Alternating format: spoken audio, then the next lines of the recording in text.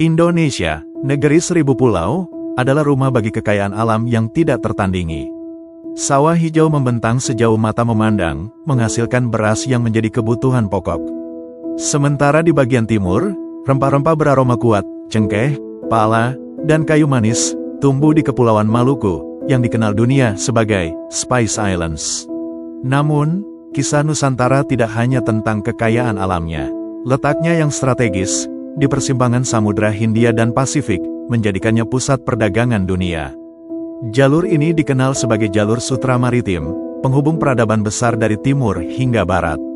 Beras, rempah-rempah, dan kayu cendana bukan sekedar komoditas, melainkan pemicu ambisi kekuatan dunia. Dari pelaut-pelaut Asia hingga bangsa Eropa yang rela menempuh perjalanan jauh untuk mencapainya. Pertanyaannya adalah, apa yang membuat Nusantara begitu penting hingga VOC dan Belanda menjadikannya koloni? Mari kita selami sejarah panjang Nusantara dan jejaknya yang mengubah dunia.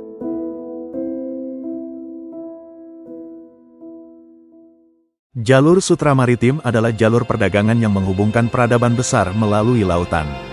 Nusantara adalah simpul utama dalam jaringan ini. Pelabuhan seperti Barus di Sumatera Utara dikenal sebagai penghasil kapur barus. Sementara Sriwijaya di Sumatera Selatan menjadi pusat perdagangan maritim yang menghubungkan Asia Tenggara, India, dan Cina. Selain pusat perdagangan, Sriwijaya adalah pusat pendidikan agama Buddha yang menarik pelajar dari berbagai penjuru Asia. Di jalur ini, kapal-kapal Nusantara membawa barang berharga seperti rempah-rempah, kayu cendana, dan beras, yang menjadi makanan pokok dan simbol kemakmuran di berbagai belahan dunia. Barang-barang dari Nusantara diperdagangkan ke India, lalu diteruskan ke Timur Tengah dan Eropa, membawa pengaruh besar terhadap ekonomi dan budaya global. Rempah, sutra, dan bahan-bahan lainnya itu sudah menjadi komoditas dagang saat itu. Tetapi sebenarnya ada yang lebih mendasar, yaitu pengetahuan. Tapi pertanyaannya adalah, apa yang memungkinkan terjadi sirkulasi pengembangan dan perputaran ilmu pengetahuan ini? Pada abad 16, dunia tak seperti sekarang ini. Dahulu pembagian daerah bukan berdasarkan benua yang menunjukkan arah mata angin. Menurut Profesor Dr. Iwan Pranoto dari Fakultas Matematika dan Ilmu Alam, Institut Teknologi Bandung, salah satu penamaan daerah di dunia adalah India Intra-Ganggem dan India Extra-Ganggem. Penamaan itu menunjukkan India di dalam area Sungai Gangga dan India di luar Sungai Gangga. Angin monsun mendominasi iklim yang ada di kawasan tersebut. Angin monsun memegang peranan besar dalam perdagangan dan pertukaran ilmu pengetahuan. Kala itu para pelaut di India dan daerah sekitarnya, termasuk Nusantara, memanfaatkan angin monsun untuk berlayar. Biasanya para pelaut Nusantara memanfaatkan angin monsun pada bulan Juni hingga September untuk bisa berlayar ke arah utara menuju India dan sekitarnya. Tetapi setelah bulan Oktober hingga November, anginnya berbalik arah.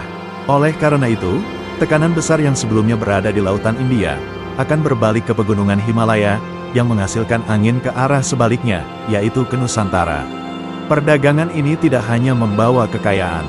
Jalur ini juga menjadi jalan masuk bagi agama dan budaya. Hindu dan Buddha misalnya, menyebar ke Nusantara melalui jalur ini, meninggalkan warisan monumental seperti Candi Borobudur dan Prambanan.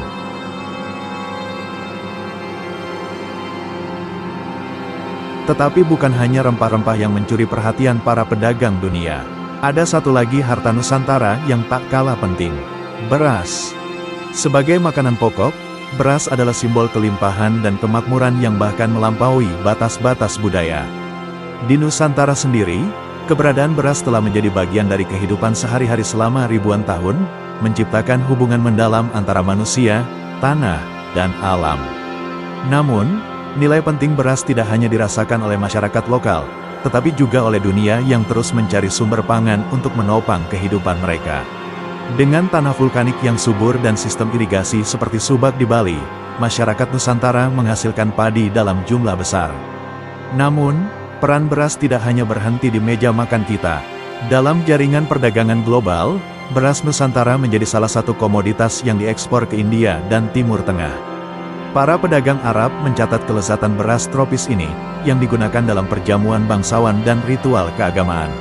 Meskipun belum ada bukti pasti bahwa beras Nusantara mencapai kekaisaran Romawi, tidak diragukan lagi bahwa perdagangan beras memainkan peran penting dalam membentuk koneksi ekonomi antara Timur dan Barat.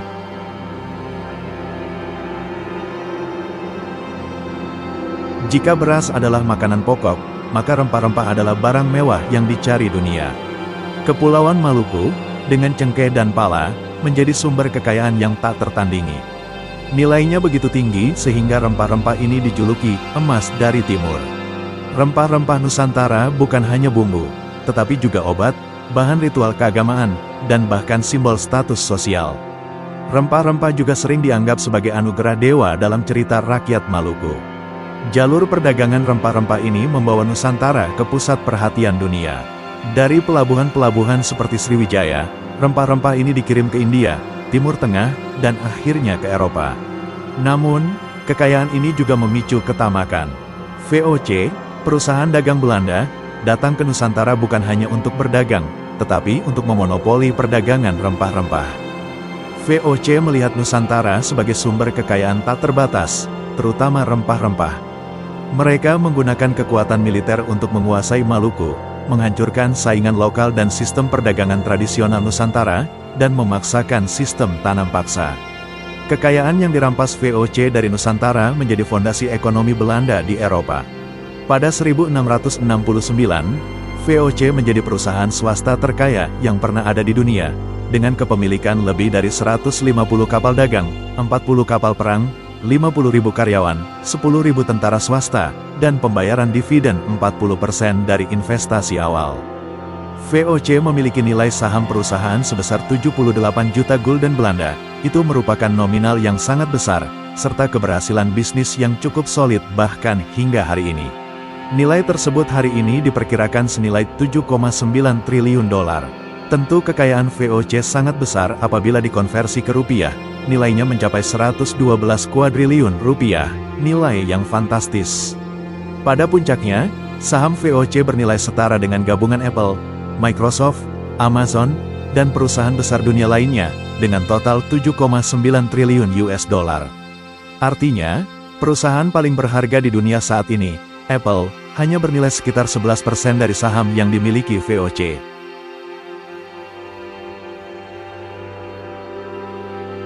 Perdagangan Nusantara tidak hanya menguntungkan kawasan Asia, tetapi juga memengaruhi peradaban dunia. Barang-barang dari Nusantara, seperti rempah-rempah, menjadi simbol kemewahan di Eropa. Para bangsawan Romawi menggunakan rempah-rempah ini dalam masakan mereka, memperkenalkan cita rasa baru yang memperkaya budaya kuliner mereka. Sebaliknya, Nusantara juga menerima pengaruh dari luar. Teknologi pembuatan kapal dari India, agama Islam dari Timur Tengah, dan bahasa Arab yang memengaruhi bahasa Melayu adalah sebagian dari warisan global yang membentuk Nusantara modern.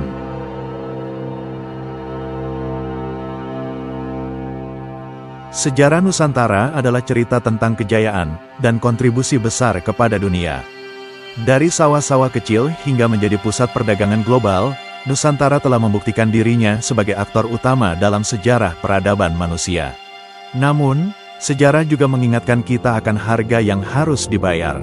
Penjajahan VOC dan Belanda adalah pengingat bahwa kekayaan dapat memicu ketamakan. Hari ini, kita memiliki tanggung jawab untuk menjaga warisan ini, mengenang perjuangan leluhur, dan membangun masa depan yang lebih baik. Nusantara adalah bukti bahwa ia bukan hanya bagian dari sejarah dunia, tetapi juga pembentuknya.